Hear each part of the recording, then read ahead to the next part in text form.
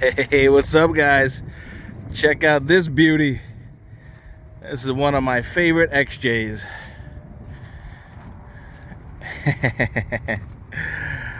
Hey, what are you doing? I had to make my custom Dan H gas tank sticker. Just put that on. Look at that, I love it. Custom Jeep, baby.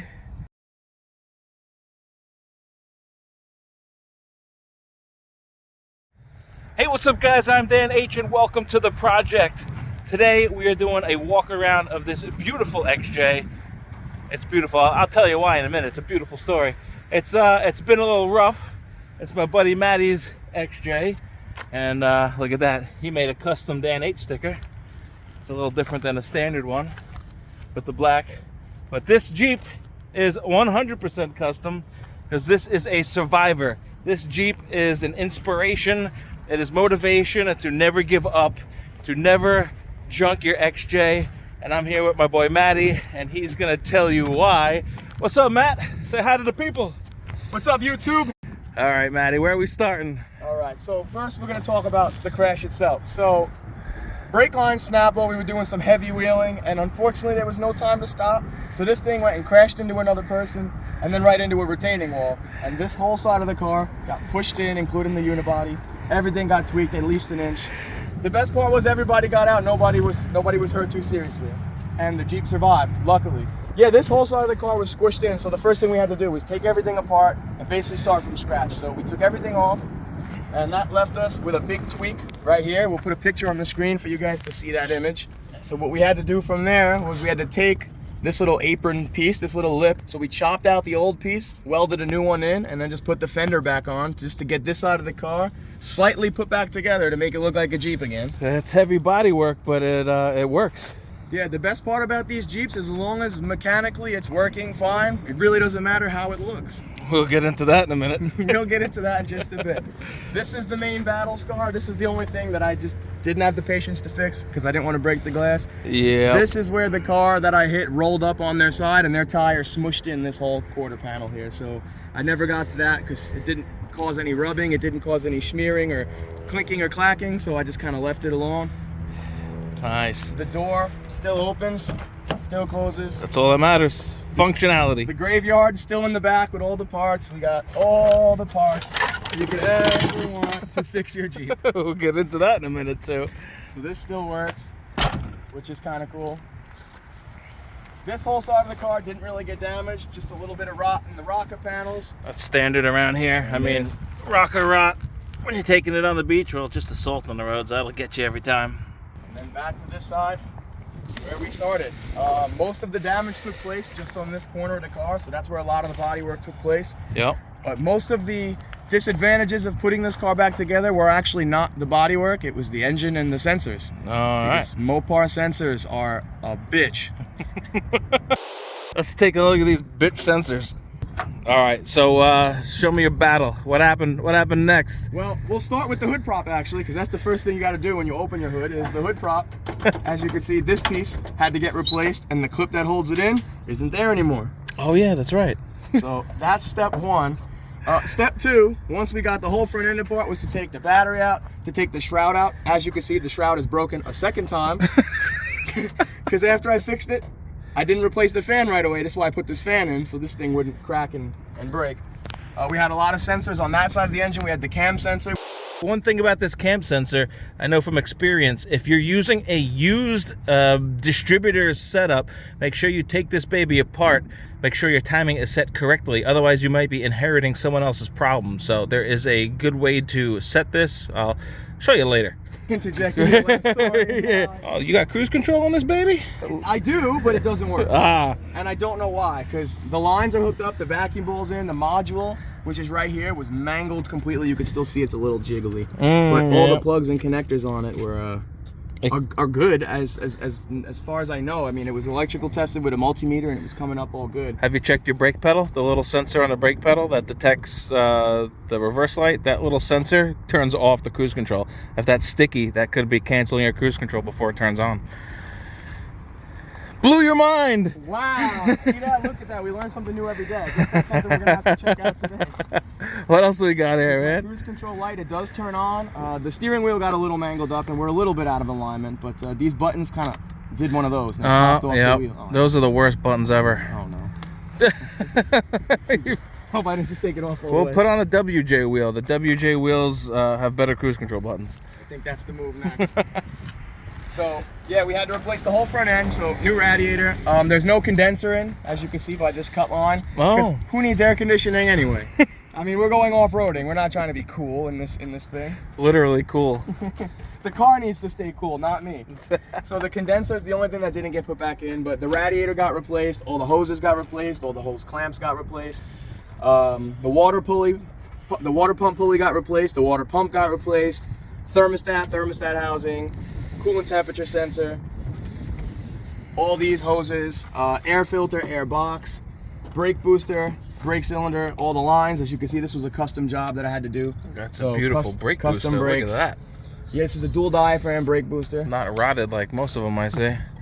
We had to do a lot of modifications to the brake lines to get them to fit, but the brakes are working, and they're working as well as you would expect drum brakes to work. And an ABS, obviously, it still works. And the ABS works. Yeah, the light doesn't come on and it doesn't beep anymore. Not bad. So all of the sensors that needed to be replaced are replaced, and there's no more warning lights. There's no more sensor codes. We had to fresh wire everything under here, so we had to do new horns, new headlight harness. Everything had to be custom made, custom spliced in.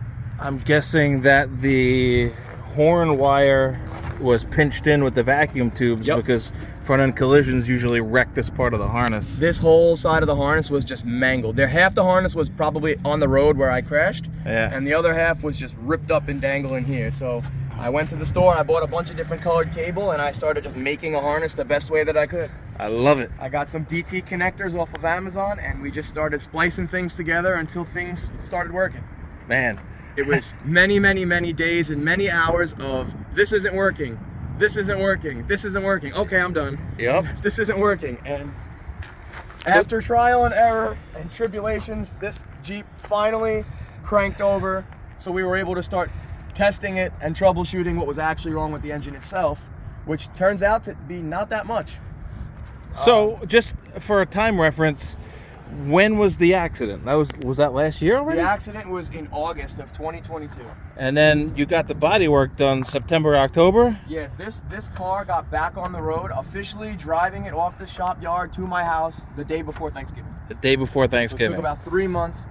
A lot of that, though, was electrical testing and waiting for parts to come in. But then once you got it home, things started going downhill. So that's where the fun of the story begins. All right, let's go to that parts pile, right? So the Jeep is running, but then what happened? Then we got her home, and one day, she just died. And so I was like, okay, I've been here before. Sounds like a crankshaft position sensor, right? I know what a crankshaft positioning sensor sounds like, so I went to the store, I bought a crankshaft sensor, and I changed it. Where is it? For the people at home, what does a CPS look like? This is a crankshaft positioning sensor. What it is a Hall effect sensor, and as the wheel spins, there's a sensor in here, so it goes, okay, boom, boom, boom, boom, boom. So it detects the notch on that wheel where it's spinning, and it will tell your engine where the wheel is on the engine. And it is a big magnet, essentially. Well, it was. So it was. No wonder why it doesn't work. That one doesn't work. I've gone through 3 of these in the process of trying to get stuff going, because the culprit of everything, I actually don't even have it here. The alternator ended up having a bad voltage regulator. This voltage regulator on the back of the alternator that ended up snapping off the alternator completely. And you can't see it because it's down and out of the way. And there was no way for me to know, as he says, because there's no way to see it. So once we got everything taken apart, I noticed that it was just dangling there. And that's what was causing our voltage irregularities. Basically, in essence, the voltage irregularities and the voltage spikes fried this thing right here. This is the powertrain control module. PCM, baby. This is the brains of your Jeep. Everything that happens in your Jeep, in your bus, happens through this thing. If you're getting no bus messages, this is most likely the cause of it. So this thing fried out, and unfortunately, there's really not a good way to get one of these unless you know a guy who has one. There are companies that make them, so we took a risk. We rolled the dice on Flagship. If anybody ever wants to go and get it reprogrammed, PCM, they do make them. They have them. They'll program them to your VIN number, and it ended up working out. So we ended up changing that. And right after we did it, the car was running for about a week until the voltage regulator cleanly snapped off, and that's when it just died completely. That's when you found out you had the voltage problem. That's when we found out completely. And so that voltage irregularity, the spiking, is what caused everything to fry out. So we replaced all the electronics basically twice. And including what is this guy? This is our distributor pickup, the cam sensor, or the mag pickup, they like to call it. We fried this thing out about 3 times, I think. All your electrical problems were due to the alternator that you didn't know was bad. That we didn't know was So you bad. replaced everything over and over, and it was still broken because you didn't know you had a broken alternator. Now, it was a good and a bad thing, because those parts needed to be changed anyway, but they didn't need to be changed right then and right there. So everything is brand new.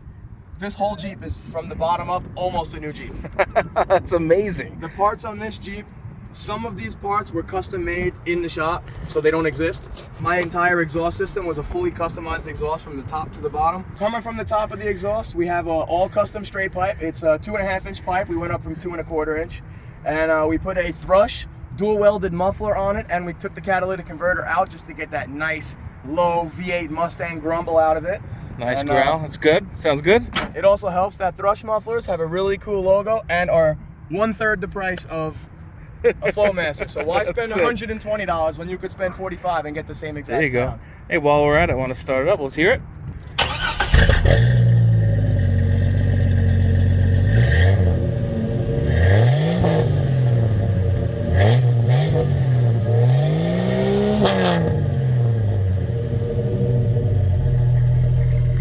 Yeah, baby.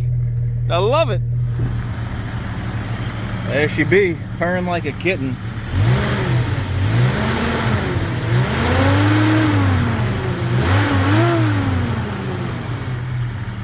That's great. That's nice and smooth.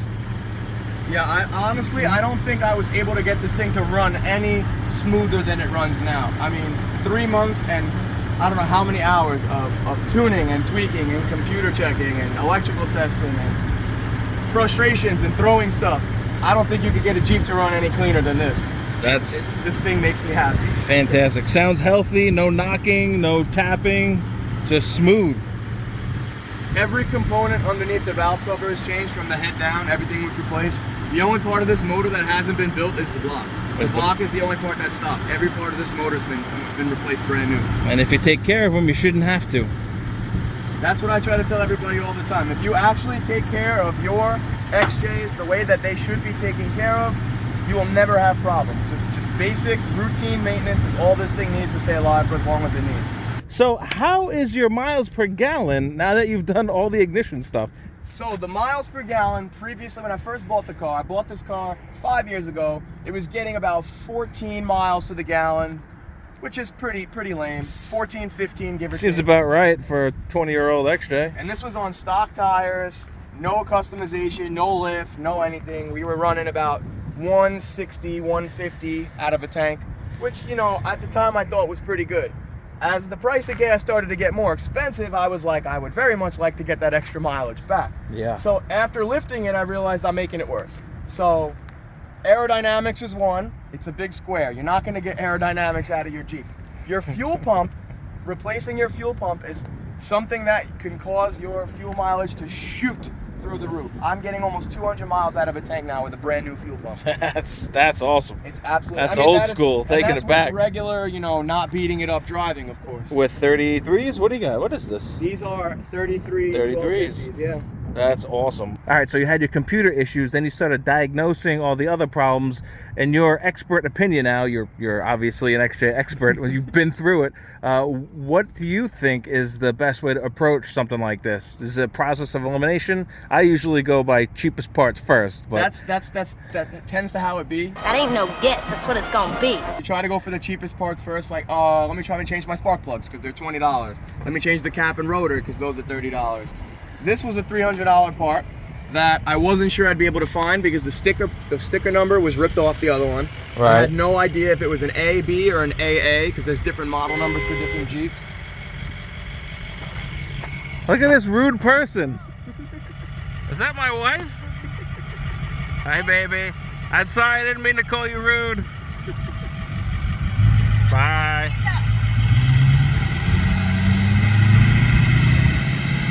She's rude. Process of elimination. Process of elimination is usually the way that these Jeeps go. If you have codes, you tend to look at what your code is. You go and Google search your code, or you go on yourmechanics.com or autocodes.com, or if you have a really good scanner like a Snap-on Modus, thank God the computer was able to tell me what it was. So we just changed part after part after part until all the engine codes were cleared. And then we were left with this problem where when we would start the car, it would just pop and bang and misfire. It would drive down the street and it would just buck and it would buck and it would sputter and it would just be awful. But it wouldn't die. It would just cruise down the road. It sounded broken. So as soon as I figured that it was this, I was like, okay, something's not telling the engine to do what it needs to do. So I changed the crank sensor again. I figured, okay, that's usually a sign of a crank sensor. Didn't do it. Changed the O2 sensor. Didn't do it. That's as soon as when I knew it was this. Because I checked underneath the dashboard panel, underneath the steering wheel, there's a transmission control module. This is where the really crazy YouTube rabbit hole came down. I'm glad you mentioned YouTube. That's a good place to diagnose. Where is it? You might want to get in here. Right under here, this is the transmission control module all the way down in here. See if we can get you in there. Right here. So XJs do have a TCM. They do. It's right down here. And one of the main problems that if you look on some of the Jeep forums, you'll come across pin out number 26 on this. That pin number 26 is the pin that goes from this to one of the grounds on the powertrain control module. And so, just to rule out that thing had power, I had checked the grounds and the power to that pin, and I said, okay, pin 26 and pin 25 have power and ground, everything is good. So that was all good. So that's when I knew this was the culprit. So we just unplugged these three harnesses, the C1, C2, and C3. That's what these connectors are known as, the C1 connector, the C2, and the C3.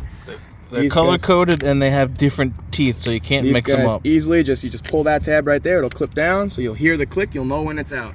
And then this just bolts in with 3 bolts. You get 8 millimeters, one here, and one right there into some nutserts in the body, and it pops right out and you'll be able to pop a new one in. I got this one from Flagship One Automotive. It came in about 6 days from the moment I purchased it, which was a Sunday morning. So I was able to get it on a Saturday, which was pretty cool. I put it in and everything was working very good, like I said, until we found the voltage regulator problem. And changing the alternator is pretty easy. It's just a pain in the butt. You got to take the battery out, the battery tray, move the shroud out of the way if you really don't want anything in your way. And then it's just breaking it free from the bracket. Yep. There's a bunch of 13 millimeters on there, a couple 15s. Yep. Anyone who knows anything about trying to take bolts off of an old Jeep, they don't always want to come off. So if you are so lucky as I was for those bolts to just break free, great. Move on to step 2, get your pry bar and break it free. If for some reason your bolts don't want to come out, try tightening them a little bit and then untightening them, tightening them and untightening them. Sometimes chasing the threads cleans it out just enough for you to break it free. And if that doesn't work, get the PB Blaster, because that is going to be your best friend when building these XJs. Fact. And I recommend the PB Blaster Industrial because you're gonna need it. Especially if you know it's coming and you have time, soak that sucker. Buy the big can, buy the PB Big Shot. You're definitely gonna want to use that for this project, especially if you're doing an entire Jeep. Yeah, so it was a full rebuild. It was a lot of effort, a lot of custom electrical work. However, cruise control is the one thing I would like to fix, and I now have the last piece of the puzzle that I need to try to fix that. I kind of assumed it was this hose. If you notice here, I didn't have this little piece, so I just jammed a little line underneath the one that, over the top, that one. It is vacuum ran, but it should engage if you have any vacuum. Any vacuum at all, it should engage. The vacuum ball, which was broken, was replaced, which is right in there. That looks familiar. I've seen that before. That may have come out of Peach Jeep or Wreck J. That might have come out of one of them. Sourced from your Project Dan-H Superstore. A lot of people love these Jeeps and they're all over the place. The thing that I wanted my Jeep to be was not what everyone else's Jeep is. I wanted my Jeep to stand out. I mean, it certainly stands out now, just in the wrong type of way. I don't see why you would get that idea. You know, everyone's calling it that anyway, so I thought I'd lean into the joke. Yeah, but you have something to show for it. You worked hard for this. You earned this. I have a rolling vehicle. I have a vehicle that gets me to work. And now you are a wealth of knowledge, and anybody that watches this video that has problems can maybe go to you in the comments and follow you on Instagram. What's your Instagram handle? Instagram is AVX Nation. For those of you guys wondering, we do stream and we do Jeep stream. So when we do fix our Jeep, we do try to stream it. We have our chat going right over here right now. Hello, chat. Welcome What's up, to YouTube. chat? That's chat on YouTube right there. If you guys want to check that out, that's going to be kick.com/AVX Nation. Instagrams, Twitters, all AVX Nation. Links will be down in the description below. All the manufacturers for all the custom parts, if you guys want, we can put those links in the description for you guys as well. And if you guys comment on this video, just drop a like on this video. When you do comment, I will make sure that we get back to every single one of those comments. Heck yeah. That is my word.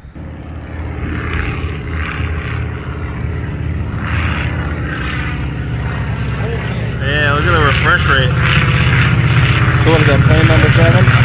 Planes just as much as we love Jeeps. Yeah. You know, playing around. So we're just getting ready to hit 200,000 here. We're at 199,886. We are getting very close to the big 200. That's it, man. So that's the big key. That's the big takeaway. These Jeeps will take care of you if you take care of the Jeeps. Unfortunately, some people give up on them and they crush them, but you are a fighter. This thing is a survivor. You are an inspiration, keeping Jeeps alive. What I would like to everyone to take away from this is no matter how much you want to give up, no matter how much you cry, no matter how many times this thing doesn't sound the way you want it to sound, or how many times this thing doesn't start, or how many times this thing dies on you, it's never going to fully die. You can always, always, always bring these things back. And this, I want this to be a sign that it's possible to bring any Jeep back to life, no matter how bad the damage. Amen. That's the XJ gospel. Resurrected. If you guys haven't seen the first Resurrect J video in the series, go ahead and watch it. You guys can learn a lot. Thank you, man. Appreciate it. All right, Matty, thank you so much for coming out here and sharing with me your ShitBox. Thank you for sharing it with the YouTube community. This guy is truly an inspiration. He literally fought for this thing, well, not only with the bodywork, but with all the electrical gremlins. Definitely a true inspiration. So give him a shout out in the comments, and if you have any questions, ask him. He probably knows the answer after that battle. But we got another XJ alive again. Few of my parts and a lot of his hard work. So thank you guys for watching. Remember to like and subscribe. I'll leave you a link in the description to this guy. And that's it, man. Thanks again, bro. Like and subscribe. Like and what did I say? Like, share, subscribe. Yeah, and leave a comment down below. Like, share, subscribe. If you're not subscribed to the channel, what are you doing? It's free for you guys. It's just a mouse click. For us, it could be life-changing. So make sure you guys click that button. We are out of here. What a hype man. This guy's hired. Peace.